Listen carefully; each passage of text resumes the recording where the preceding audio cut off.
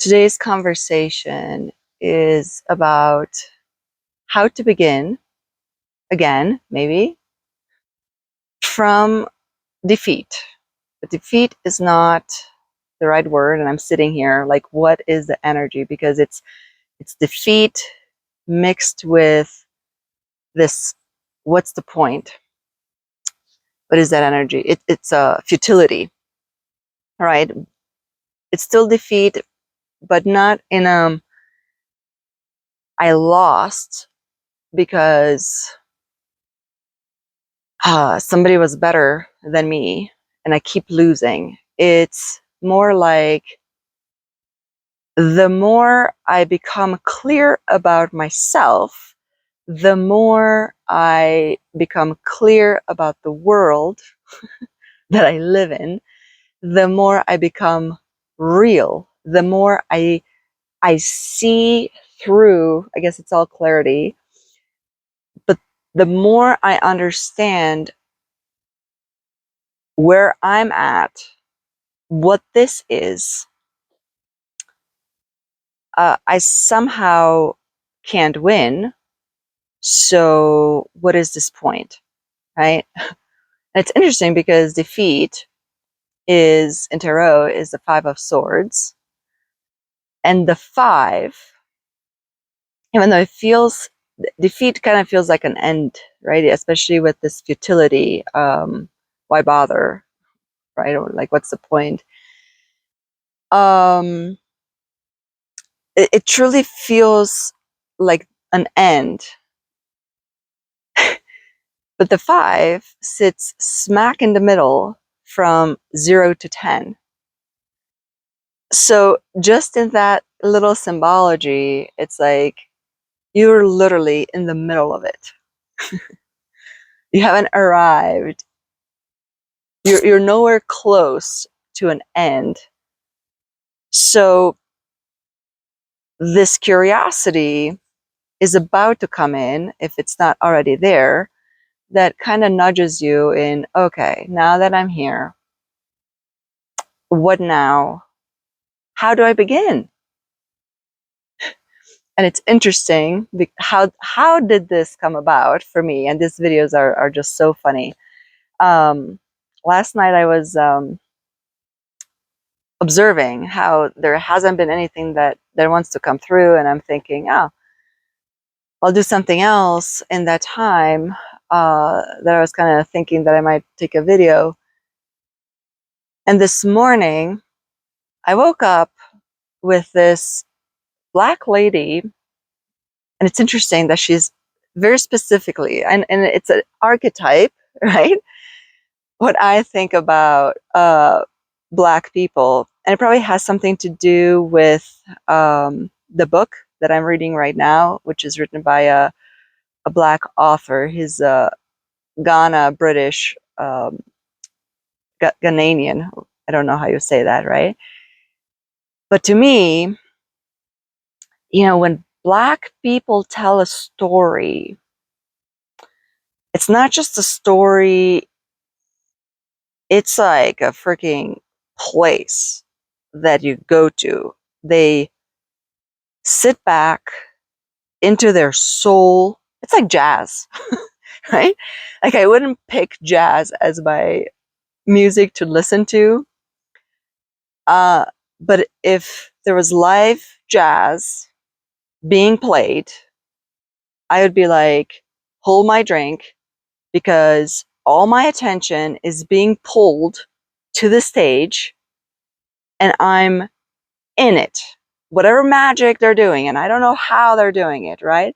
So yes, with that, I guess the way I think about Black people is that when they're telling a story, they're pulling you into a place. And that's exactly what this lady, it wasn't a dream. I literally woke up and I continued a conversation with this person. And we were at that point where she told her story, and I don't remember anything because it wasn't a dream. I I don't know the words, I don't know her story, but I know how she feels, specifically, in detail, experientially, right? And that's the other thing. Black people tell stories somatically, as an experience, not in words only. It's amazing to me. And so she's talking about this defeat in her personal life. And I remember that somehow she came to me for advice, right? Like I hold the answer. And in this point of me waking up, I'm thinking, girl, I don't hold such answers. But she was so calm. And she paused and she was really like saying, I'm comfortable with you reorganizing yourself from my story because I brought you into my space here. And now it's your turn to talk. And I'm like, okay, like, gosh, what is there to say? You know, like, oh, give me a minute to come back in my own perception, in my own space. And like, what can I tell you? What can I say to you? And this is me talking to this energy. And I want to say first that it's so easy to make our personal experience personal. Even though we know that we create the space collectively, there's no separation between we and I, but we create this perceptual space. This word simulation came up today. Collectively, but we do that through our individual perception and with our individual experience. And we keep forgetting that our life and our experience is not as personal as we take it on most days. And that's not helping. I get it.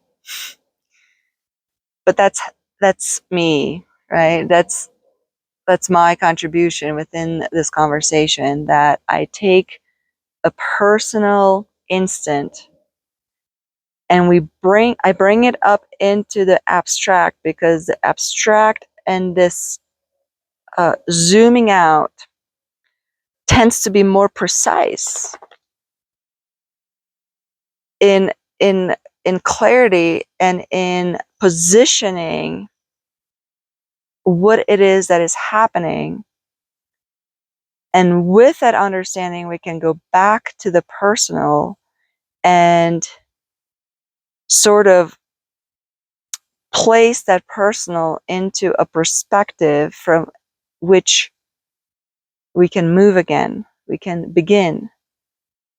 And it's very important that we do that. And so if I were to zoom out from the space of defeat and futility, I can say that on a collective movement, these past years have been so transformational, right? It's been one death after the other, because collectively we're moving from a very dualistic space, the 3D, where it's black or it's white. Oh, that's funny that I say that, right? It's positive or it's negative. Is it her or is it him? Where is the blame? Where is the responsibility? where is the point that can be pointed to as this is it, this is correct, this is false? And we're moving into this gray area where things exist simultaneously more, and we can handle that at a perceptual level now. Because see, freedom, for example, right, which is more of a higher loving state, we're now speaking more into a 5D type consciousness where but what I wanted to say with freedom before I lose my thought is we want this liberation, we want this freedom, but freedom is not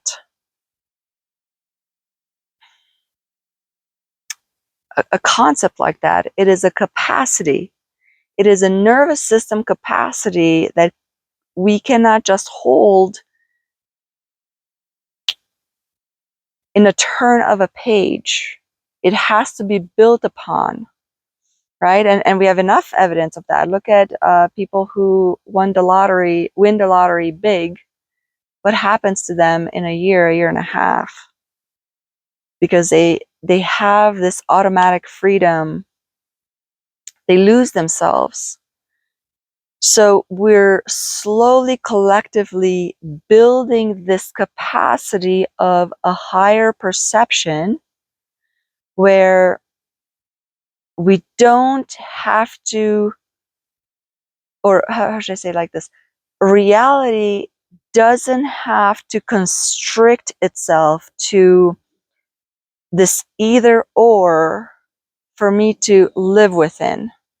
It can be gray, it can be this or that at the same time, but when this or that becomes applicable in my life, I then can choose something in between, a frequency that is a mix, that is more precise to my situation, my context, what I need in that moment. And that, see, is a process of building inner capacity into holding higher consciousness, holding a greater love. So how do we do that? It's exactly what we've experienced over these years. It's a lot of emptying. It's a lot of shedding judgment towards ourselves, towards others. It's a lot of this detachment, the need for attachment, right? Like that is just dissolving one layer at a time. But what happens when you keep letting go and you keep shedding layers of identity, which is just death after death, ego death, identity crisis at a very fundamental level, you develop a clarity about what this is. What is this life? Me. I'm so clear about myself, right? But within that, there comes this defeat because, again, yes, it's we're arriving into this acceptance of reality, and it's a lot of times, right? It's not a good picture, especially when you're getting involved into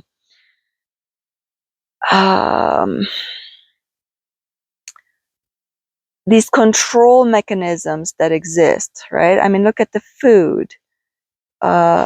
how much toxicity was allowed in our food, how much mind control is deliberately enforced, climate change, climate control, um, influencers, right? Everybody is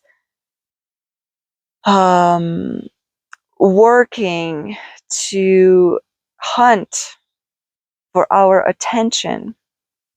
All these things, I mean, you can call them conspiracy theories, but at some level, there's more and more truth that we're capable of holding and to discover as truth.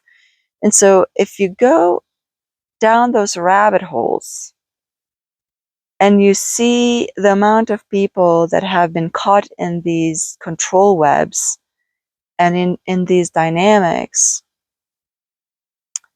how do you deal with that in your clarity? Um,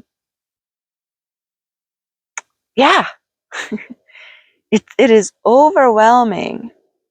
And even zooming in into the self, if you look at all the things that have happened to you from it maybe is starting with birth, in childhood, in adolescence, relationships along the way. It's so overwhelming, all the things that we've experienced. So when we just go and try to begin from those spaces of reality that are so personal and so tangible, and you sit with the feeling of them, not even aligning, like you don't even have to speak the story and articulate, you're just in the immensity of that soul feel. It's crippling, right? So no wonder that we get into these spaces of exhaustion, and we call it defeat if we were to call it something, and we get into this roundabout of futility, right? This wheel, it just, even if we rise. So yet, maybe not so, yet there is this flare now collectively that it's saying, okay, now that you're so empty and you're so clear, there is a beauty in that still. And look at it, you're still able to feel all these nuances. Isn't that beautiful? Isn't that something? You're still, you haven't arrived quite at nothing, even though it feels like such, right? That emptiness. But that is a mechanism. It's not personal. It's the mechanism of space that allows movement in more freedom, because you're not susceptible to these dualistic forces that are constantly fighting and are competing for your attention. So it's a mechanism of reorientation of consciousness, and what happens afterwards from this space. There is this curiosity that starts to slowly show up, that changes the question from what is this let me explore all the fractals of what is this so I can understand clearly. And it's starting to move into, okay, with what is, how do I begin? The issue is nobody can help you accelerate that ripening point. And they always say it's always darkest before the dawn. So in that, when the wheel starts to reverse, right? You have a certain momentum with this question, what is this? And you're exploring everything. That momentum starts to slow down more and more. That exhaustion peaks. When the acceptance hits of, okay, I'm sitting with what is, and I'm so exhausted, I don't want to continue with what is. I have enough reference points, I have enough understanding. You pause, and then you reorient, and you might have to go in a different direction. You know, you start to get your bearing before you can start to gain momentum. Now, a lot of these hope messages that I hear, or that even I see people want me to give, is that once that momentum starts to build, it builds linearly and it keeps building. And the reality of it is that no, it's not, it doesn't build like that. It builds the same way you emptied. If you, let's just say like this, right? You died and you died and you died, like pieces of your individuality, your idea of your yourself. So these ego constructs, this attachment kept dying off.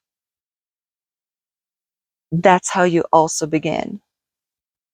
You begin one day, and then there is a little bit of regression, or a lot. Sometimes there's a lot of regression, and you think you're back or even further from where you were before. But no, you're still beginning, but you're building that momentum. So you get knocked off again. That's where the defeat idea comes in. And then a little bit more time passes, and you feel like beginning again, and you begin again, just so you get knocked off your feet again. And guess what? You wake up one morning and you begin again, and you keep beginning the way you died. And so when we have this understanding that things are not linear in this space of more freedom, in a space of less duality, we can't necessarily say non-duality, but less. You don't have the memory, because you've never walked this space before. So you don't have the memory of comparing how you're beginning and how you can monitor this new progress, because truly it is a new beginning. And because you don't have other reference points, and you don't have the capability to compare your performance the defeat and the unknown is more prominent than anything else. So I get it. The way we feel is difficult, but it's not personal. Once you start looking at it from a mechanistic, energetic unfolding, right, this macro lens from a collective thing, right? Like this lady, it felt like she's coming to me for this advice where it's like, I just want to say, we're in this together, building it every day, beginning every day, not having an absolute advice anymore, because it's about how do we live our collective reality at a personal expression in a freedom we've never held before. And the freedom is disorienting right now because we don't have the constrictions that we used to have. Yet reality, the everyday environment, is not reflecting that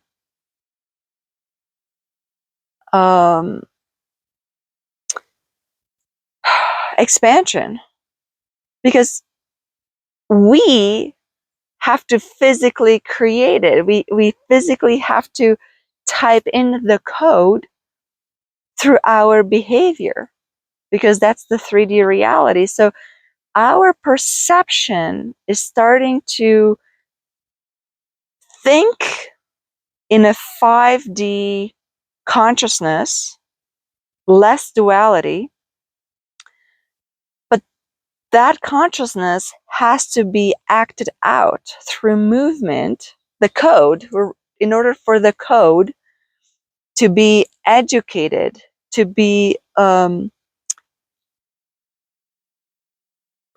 learned, it takes iteration. So it's our every thought correction, every remotivation for us to begin again in a new behavior from a new curiosity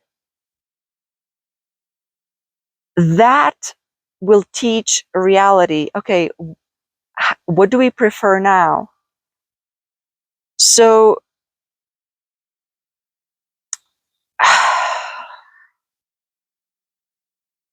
it's hard work. If we thought we had it difficult, it was an inner difficulty. But now that inner difficulty is more clear, and with that clarity, it's like we have to build up the motivation to start caring about our needs, our desires, the relationships that we might have allowed to fall into. What's the point? Why even try?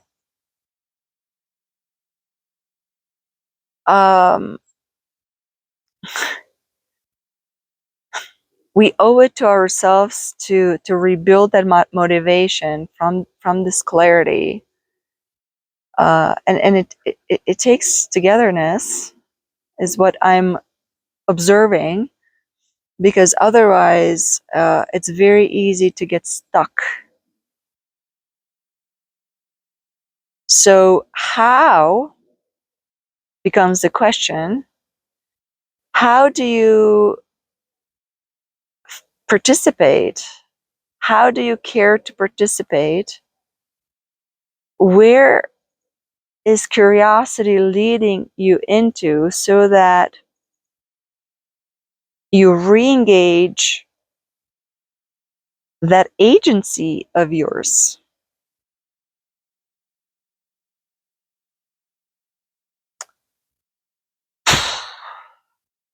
That's all I got, I guess. I'm complete. I don't know what this was. But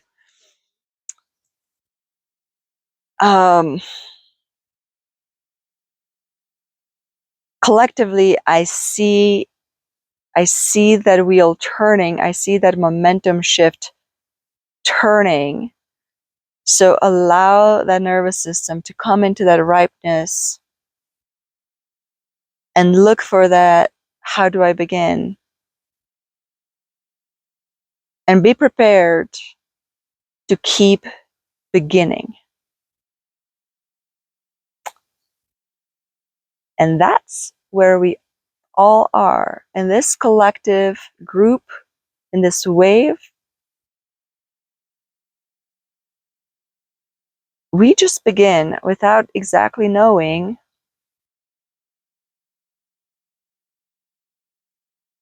We just begin. Have a beautiful beginning.